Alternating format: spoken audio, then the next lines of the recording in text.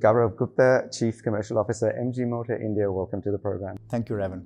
Gaurav, you need no introduction. You've been on our program before. We had you 2 years ago when we drove in the brand new then MG ZS EV from Gurgaon to New Delhi. A very informative talk that we had together, and welcome back on this program today when we're going to talk about a launch of your new electric vehicle and many other findings that MG has had in the 2 years here since. To start the show then, Gaurav, I'm interested, it's been 2 years since we met. A lot has changed in the world, perhaps a lot has changed for MG in India. What has happened in the last 24 months for you? Well, interesting, Ravin, you asked me the question. As a company, we've been able to bring in a lot of new products in the marketplace, both in terms of technology level has been heightened up with the MG Astor, which is the first car with AI inside. We also have been able to expand the footprint of the ZS EV. We have now, the ZS EV in India has clocked more than 10 crores kilometers. And I'm saying the definition of crores is easy for us in India to understand that. And by way of doing it, we've got more than 1.5 crores of CO2 saving as well. So it's a proven vehicle on the roads of India. That has given us a lot of confidence in expanding the EV portfolio, and stay tuned. We are going to be bringing in MG Comet, our soon to come vehicle in the marketplace. Additionally, we've been able to collaborate and partner with a lot of ecosystem partners for the electric vehicle industry, with partnerships with BPCL, also with GOBP to put up public charging infrastructure. We have partnered on battery recycling as well with Ador. In fact, we have been the first one to recycle an electric car lithium-ion battery in India, right with our partner Ador, close to Delhi, in a place called Roorkee. In addition to that, we've just recently launched the all-new next-gen MG Hector, which has been our flagship model, which has kept us busy as well, and we're looking forward to some good momentum in the car as well this year. We have been plagued with a lot of shortages over the last 2 years, specifically for our brand in terms of chips and semiconductors. A large part of that is behind us now, but hopefully we don't have to face the situation again. So the momentum is good as we speak. We've on the product side, on the ecosystem side as a company, I would be missing out if I don't talk about the core pillars of diversity in our organization. And we are targeting to hit a 50% diversity target by the end of this calendar year. To wrap it up, we started the year 2019 when we did half year of business with just close to about 18,000 cars. We clocked last year close to 50,000 cars in a year of COVID. And I think that momentum has kept us charged up and looking forward to a good year in 2023. Excellent. You talked about the launch of the Comet, Gaurav, and Rajiv Chhabra, the CEO of MG Motor, when he was featured on the Energizing India podcast, I think it might have been 9 or 10 months ago, teased the concept of a second car that's going to take on the Tata Bastion of sub 10 lakhs, which I expect is going to be the Comet, and we'll talk about that in a second. But before that, the MG ZS EV is a popular car, has had no problems on the road in India. People love it. The community talks so widely about it. How many are on the road now in India? Yes, interestingly, last year we sold close to about 48 to 50,000 cars overall as MG in India. And close to almost 10% of that, you would say about 9%, 4,500 ZS EVs were sold in last calendar year. That would be a good number to look at. We are almost on the border of about double-digit percentage of our annual sales. But of course, cumulatively, when you look at from 2019 to 2022, the 3.5 calendar years put together, that would be about 140,000 MGs on the roads of India. But then it would not be fair to look at ZS EVs which were sold because one, the car came in 2020, just at the start of COVID. We of course had a supply situation of the battery and also the buildup in the country. But as we speak, we are very bullish on the year 2023. And before I talk about MG, let me just give some industry statistics to you. Last year, passenger vehicle industry in India closed at about 3.8 million units. And in the passenger vehicle industry, the electric vehicle passengers were close to about 47,000 odd units, so 48,000 units. We are expecting that this calendar year, this will almost go up to 4 to 4.5 times, bordering somewhere between 150 to 200,000 cars. So that is the kind of quantum aggressive growth that this industry will be seeing. And I think it's going to bring a smile to everyone, because with more EVs on the road, you're going to see a cleaner environment as well. But it also gives an entire boost to the entire sector of EV growth. Why would this happen? One, you expect more choices to the consumer, which so far has been limited. Second, we also, including ZSEV, we expect to have, being able to supply more in terms of batteries, and that will be very helpful. So at MG, we are looking that we closed last year close to, let's say, 9 to 10% of our sales was EV.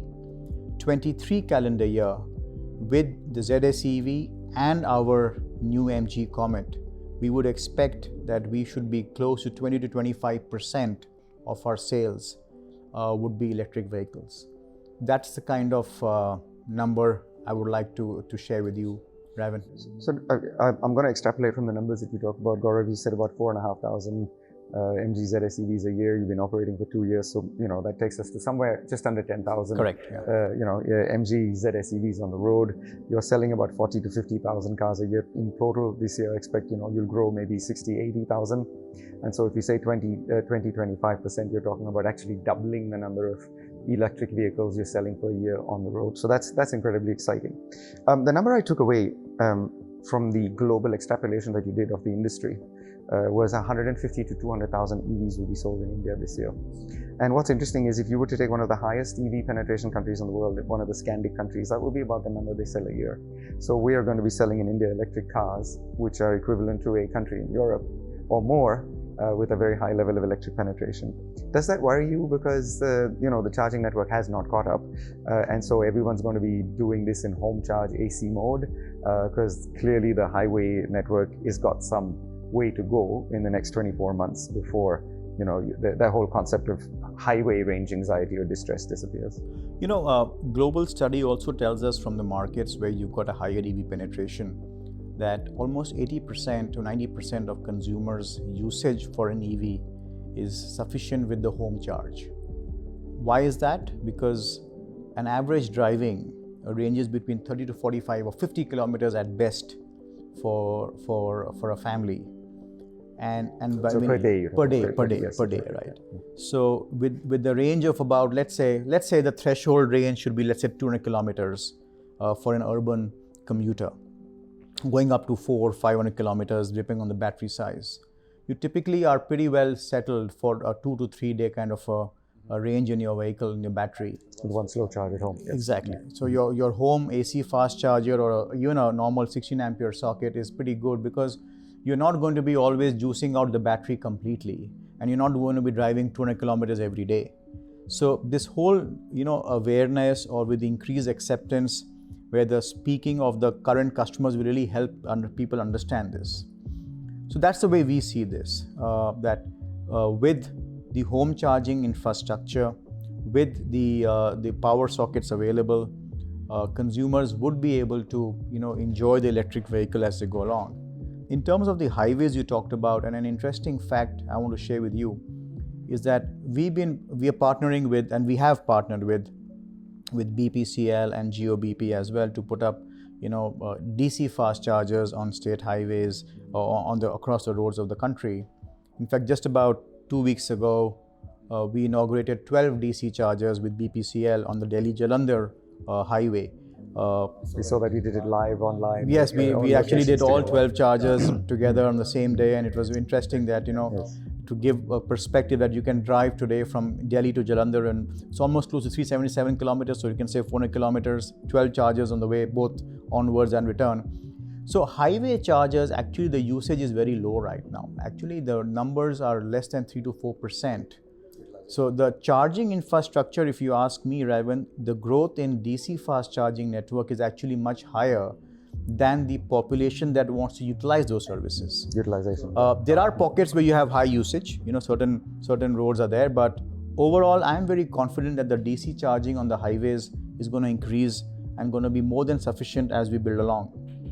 So coming back to your question, I would say that this whole range, about this whole knowledge and awareness about home charging, being able to support you for your daily requirements, the DC charging on the highway structure to be able to provide you that quick top up when you're going on a commute from A to B on an intercity drive.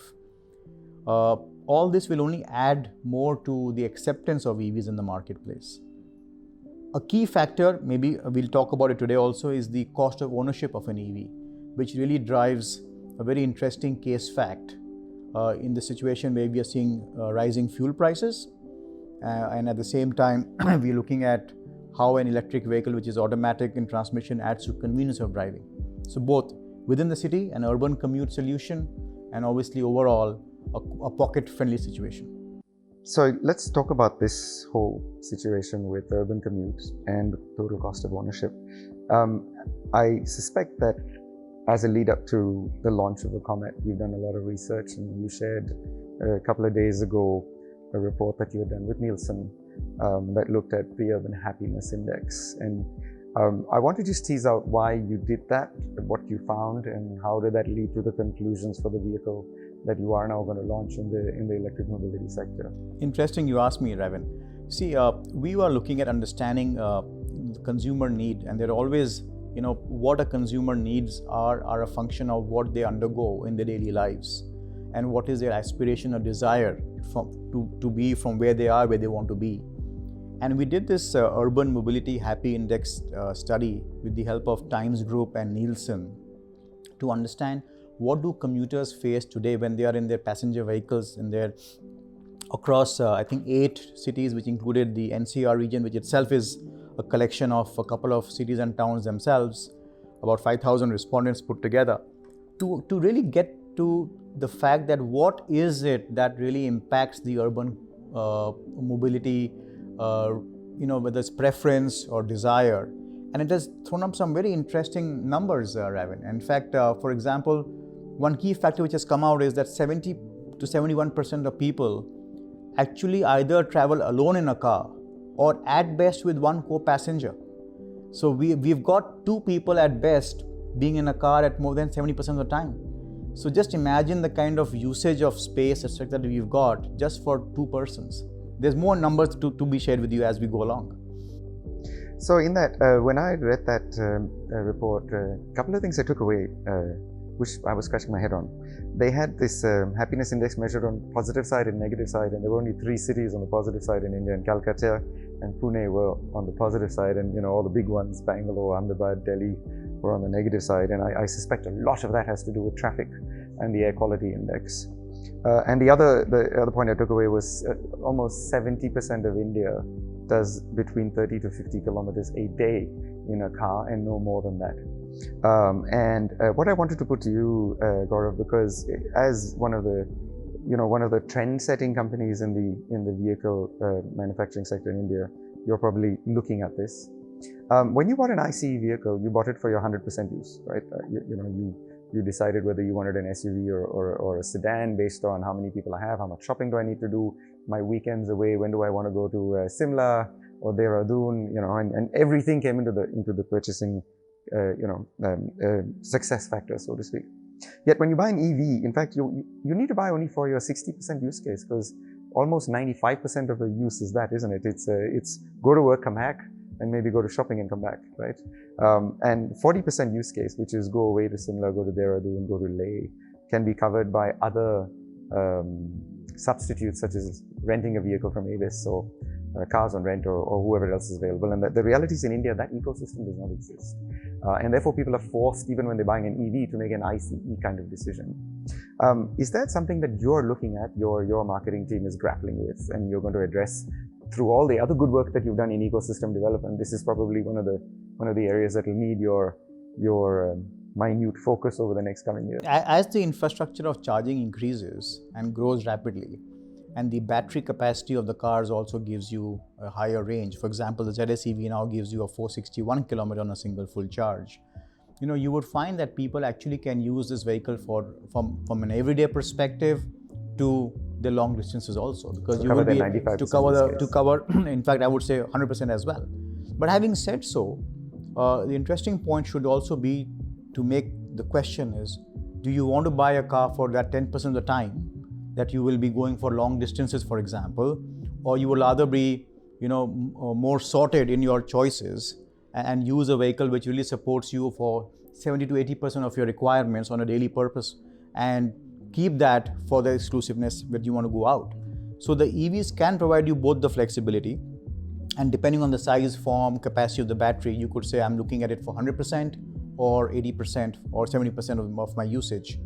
So it becomes a much more, you could say, a much more wiser choice where you have to evaluate both the options. So tell us exactly how the Comet will actually address these issues of range, parking. How did you arrive at that vehicle, and what does that vehicle do? So a bit early to talk about the vehicle right now, Ravin. We haven't yet unveiled or launched the car in India. But if I look at correlating it to the survey that we did with Times and Nielsen, you are looking at a couple of factors. One, you're looking at an environment factor, therefore it's an electric. You're looking at convenience and comfort, it's an automatic. You're looking at making it a form which can be helpful to you for your parking and zippiness, and an agile vehicle, it will give you that solution also. We are looking at a decent range which can support your daily requirements. We are looking at pricing it between 10 to 15 lakh of rupees.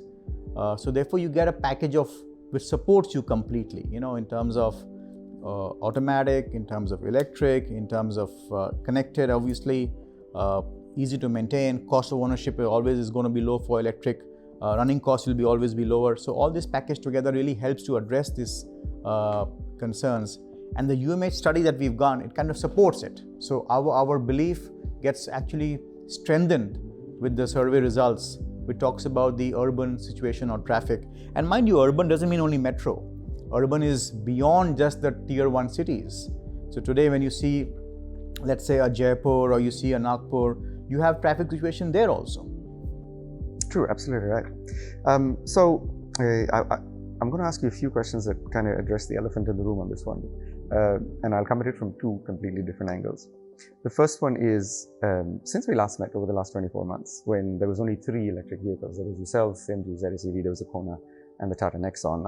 Tata Nexon then upgraded to try and get to your kind of range with the Max, and then there's been a plethora of launches. And funnily enough, a majority of them have been in the top end of town. There've been the BMW, the Mercedes-Benz, the Volvo, the Kia EV6, the Hyundai Ioniq. There hasn't been a lot in the sub 25 lakh. In fact, it was only Tata with the two vehicles that it launched, and then along comes MG with another vehicle there. Is there a reason that you chose that? Is it because of the sparse nature of competitiveness in that sector, or was it really around what the Nielsen study showed in terms of the happiness index, and so you're being really driven by addressing what seems to be the requirement of the people rather than a price point? So I think it's more to address what consumers need, and we've seen that urban requirement does require a vehicle which is able to support what I just mentioned. And the UMHI study actually reinforces our selection process.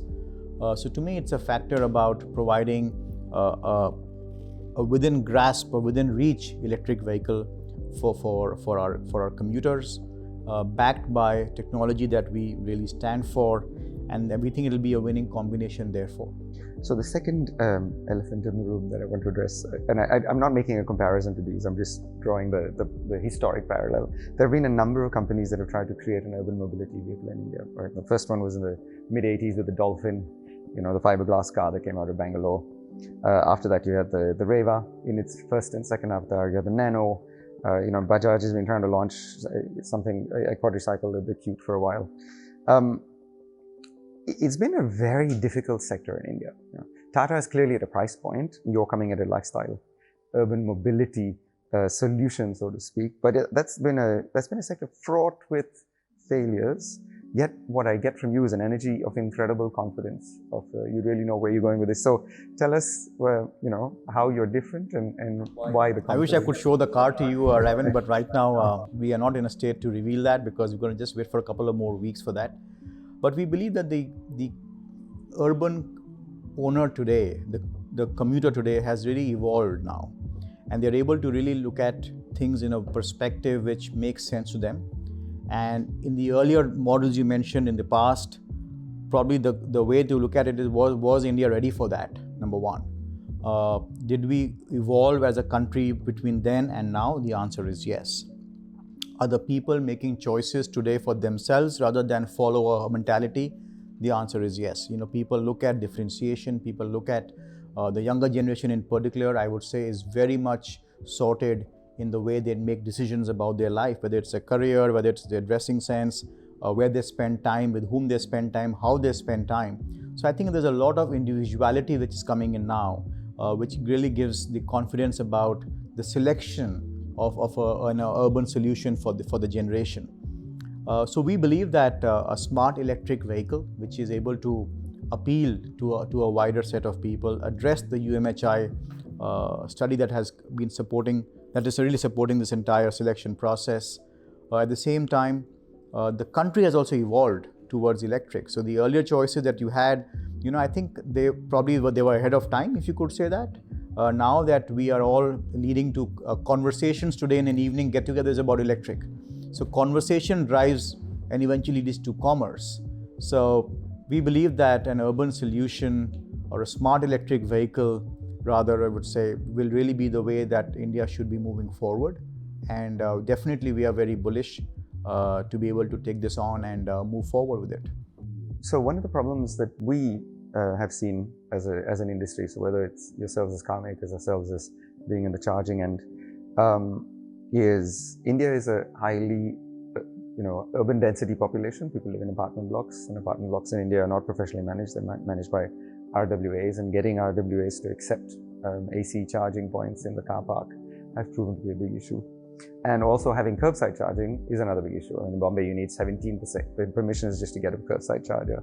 And I'm sure that would be the same in many cities around India, just because you interface with police, grid, municipality, just too complicated for India. So, yet you're going to be selling 10 to 15,000 of these cars and a similar number of your other model, 30, 40,000 cars a year that are electric. How do you see that dichotomy now, and the inability in high density complexes to charge and no curbside charging being available, and yet that's being the glaring need for the electric vehicle? In fact, we studied this earlier as well, and we have an MG, with the ZS EV, we have a 6-step charging process. The cable comes with the car, we put a charger in your house. We've got DC chargers in our showrooms and workshops supporting system. We've got an intercity system to support charging. We also have a charge on the go. So there's a mobile van which can charge you in case you are juiced out while you're driving.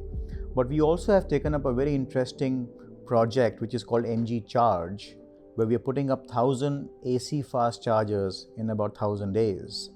And this actually is about, like you talked about, condominiums and apartment complexes, where our teams work with the RWAs and association leaders, and actually they've been able to install in just about 5 to 6 months more than 200 chargers in residential complexes. So it's about how you pitch the idea about taking the step towards electric in a condominium.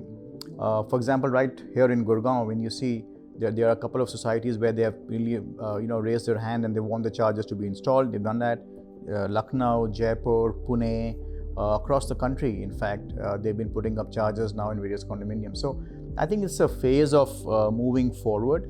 The associations do worry about, should we give individual chargers to everybody, or should we put up a row of chargers where commuters can come and charge, their residents can come and charge their cars.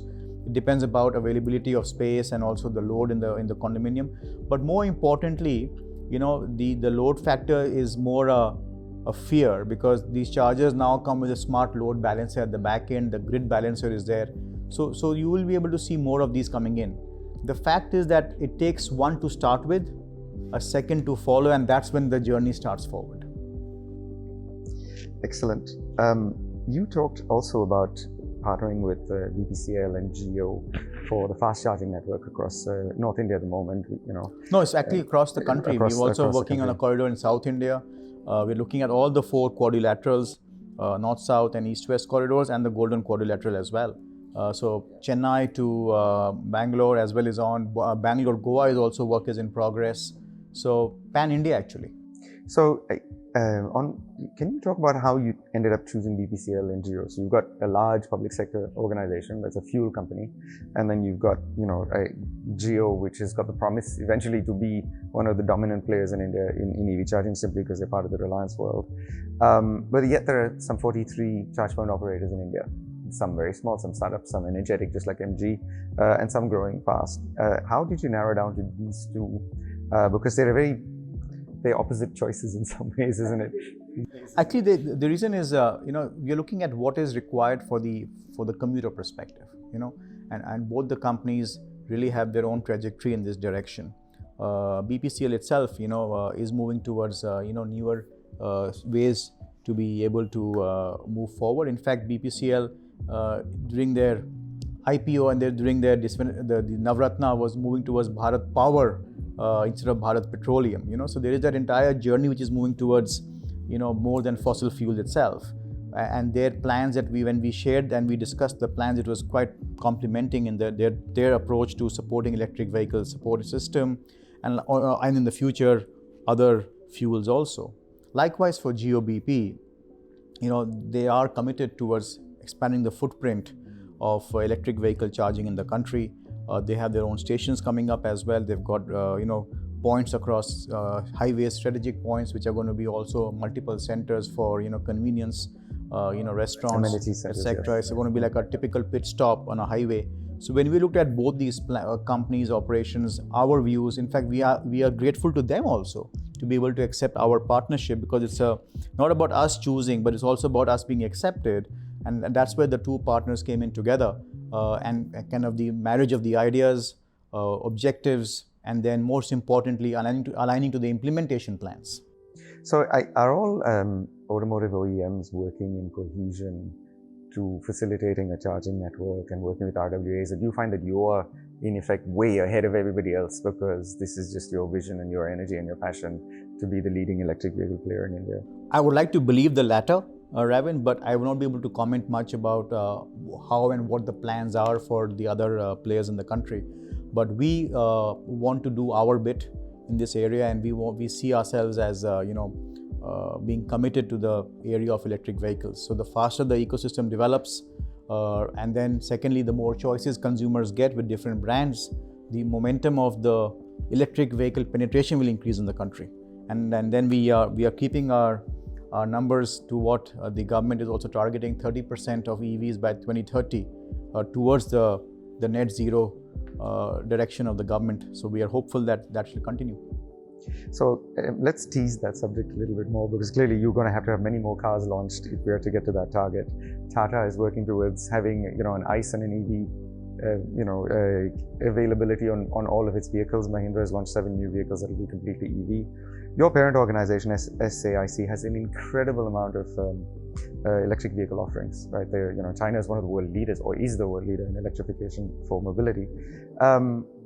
Do you have plans for a full range of EVs? Is the Hector going to be an electric platform? Do you have other electric cars coming in 23 or 24? So I think fundamentally moving to EVs really will help our oil pool deficit to also get under control.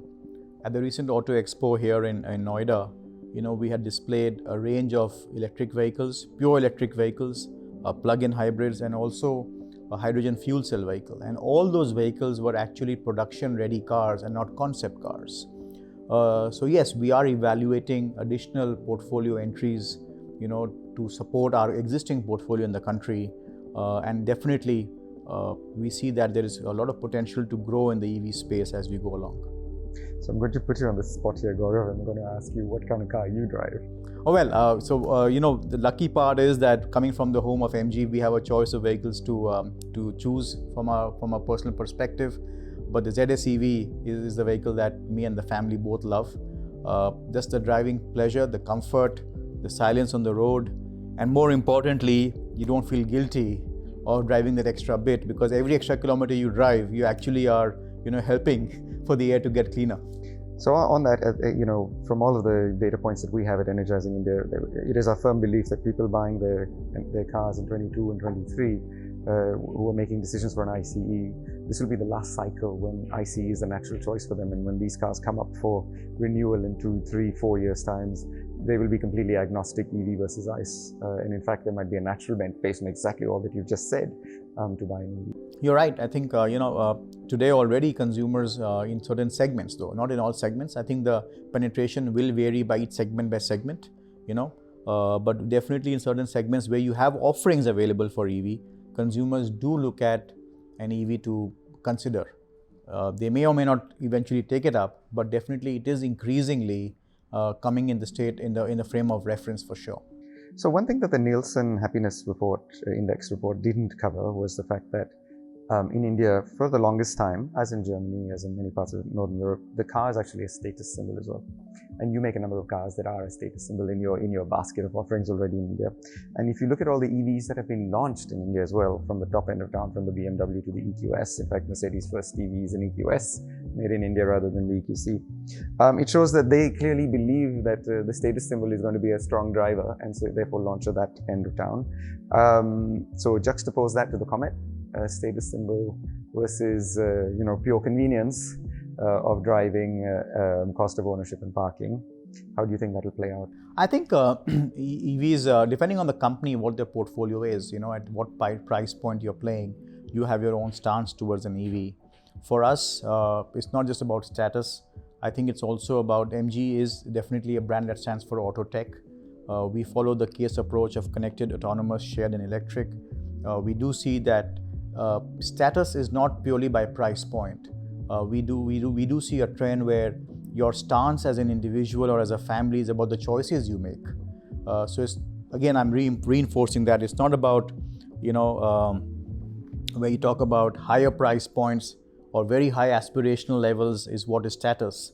I think increasingly what is happening is that a choice is what you make, is what is status, and what defines you, what your stance is. So to me, more than status, it's about your stance. I think that is what has led us to choose the MG Comet. Gaurav, I'm interested in your breakup of sales between Tier 1 and Tier 2 cities. You touched on Tier 1, and we clearly have this big separation now between Tier 1 and Tier 2 cities. You need to only look outside your window and to look at, Delhi is no longer what Delhi used to be. It's an international city with immense infrastructure. How much of MG Motor India sales are Tier 1 versus Tier 2? I think we follow the industry pattern, Ravin, typically. So it will be unfair on my part to really call out Tier 1 and Tier 2 separately. And also, how do you define Tier 1 and Tier 2? Depending on the fuel types and the size of the vehicle.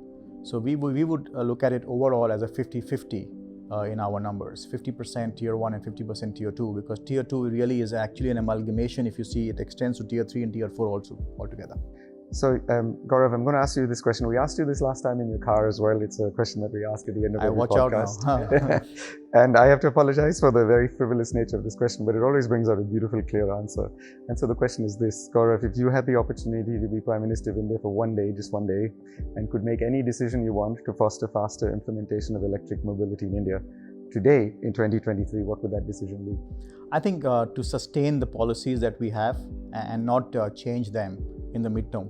So to give them a stable policy time frame. Stable policy framework. So by that you mean the FAME policy or the PLI policy? All of it. Or you've got state governments providing benefits from an RTO registration perspective. You've got the production incentive which is coming in to help the ecosystem come up. You've got the advanced cell chemistry policy to support and development of battery technology within the country. So all this to be sustained and for a defined period of time. Excellent. Gaurav, you work for a company that is very refreshing. We always enjoy coming here to talk to you because you guys are so far ahead of what everybody else is doing. And we love the fact that you engage with industry and want to make a difference. Always a pleasure. Thank you so much for having me at the time. Thank you, Ravin. Always a pleasure. And I actually enjoyed talking to you. And, and I must say that you guys really pose some tough questions. It makes you think a bit more. Thank you. Thanks very much, Gaurav.